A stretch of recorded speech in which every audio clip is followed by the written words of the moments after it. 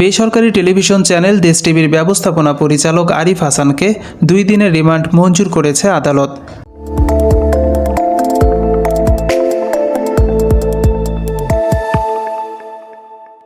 আজ রোববার Dhaka metropolitan magistrate Shahin Reza রিমান্ডের এই আদেশ দেন। এর আগে মামলার তদন্ত কর্মকর্তা সাব ইন্সপেক্টর আবু সাঈদ 3 দিনের রিমান্ড আবেদন করেন। আসামি পক্ষের আইনজীবী রিমান্ড বাতিল চেয়ে জামিন আবেদন করেন। রাষ্ট্রপক্ষ রিমান্ডের পক্ষে শুনানি করলে শুনানি শেষে আদালত 2 দিনের রিমান্ড মঞ্জুর করেন। জানা যায়, শনিবার রাতে আরিফ হাসানকে হত্যা চেষ্টা মামলায় গ্রেফতার করে বিমানবন্দর থানা পুলিশ। পরে তাকে ডিবি পুলিশের মিন্টু রোডের কার্যালয়ে নেওয়ার পর আজ 3 দিনের রিমান্ড চেয়ে আদালতে পাঠানো হয়।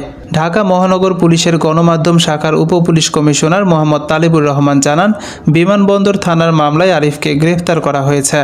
গত 19 জুলাই হত্যা চেষ্টার ঘটনায় দায়ের হওয়া মামলায় তাকে গ্রেফতার করা হয়। হত্যা চেষ্টার মামলাটি করেন স্কলাস্টিকা স্কুলের আহত ছাত্র সজীবের বাবা সুমন।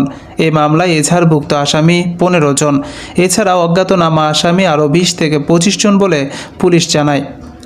এ বিষয়ে বিমানবন্দর থানার পরিদর্শক তদন্ত মোহাম্মদ মুস্তাফিজুর রহমান ঘটনার সত্যতা নিশ্চিত করে বলেন, রোববার রাতে সৌদি আরবে যাওয়ার জন্য আরিফ হাসান বিমানবন্দরে আসেন।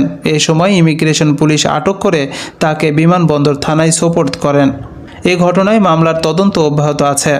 আরিফ হাসান দেশের টেলিভিশন মালিকদের সংগঠন association of television channel owners অ্যাটকো এর সাধারণ সম্পাদক হিসেবে দায়িত্ব পালন করছেন।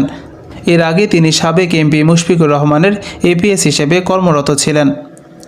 তার গ্রেফতার ও রিমান্ডের ঘটনায় গণমাধ্যমে ব্যাপক আলোচনা তৈরি হয়েছে।